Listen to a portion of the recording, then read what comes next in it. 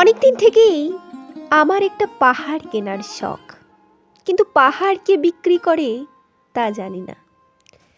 যদি তার দেখা পেতাম, দামের জন্য আটকাতো না। আমার নিজস্ব একটা নদী আছে, সেটা দিয়ে দিতাম পাহাড়টার বদলে। কে না জানে পাহাড়ের চেয়ে নদীর দামই বেশি।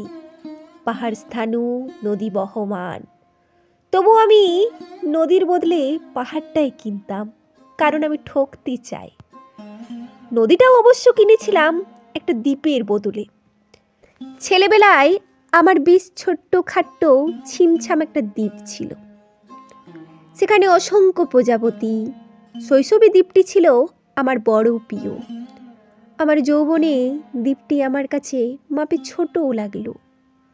প্রবাহমান ছিপছিপে তম্বি নদীটি বেশ পছন্দ হলো আমার। বন্ধুরা বলল, ওইটুকু একটা দ্বীপের বিনিময়ে এত বড় একটা নদী পেয়েছিস, খুব জিতেছিস তো মাইরি। তখন জয়ের আনন্দে আমি বিহ্বল হতাম।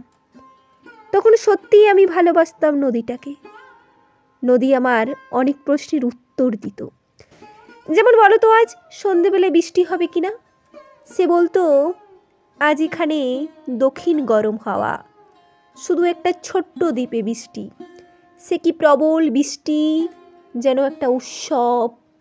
আমি সেই দ্বীপে আর যেতে পারি না।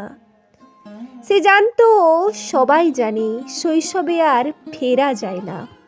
এখন আমি একটা পাহাড় কিনতে চাই। সেই পাহাড়ের পায়ের কাছে থাকবে গহন অরণ্য। আমি সেই অরণ্য পার হয়ে যাব।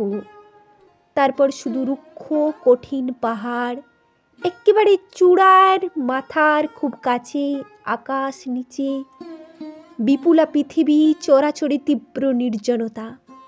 আমার কণ্ঠস্বর সেখানে কেউ শুনতে পাবে না। আমি ঈশ্বর মানি না, তিনি আমার মাথার কাছে ঝুঁকে দাঁড়াবেন না। আমি শুধু 10 দিককে উদ্দেশ্য করে বলবো, প্রত্যেক মানুষই অহংকারী।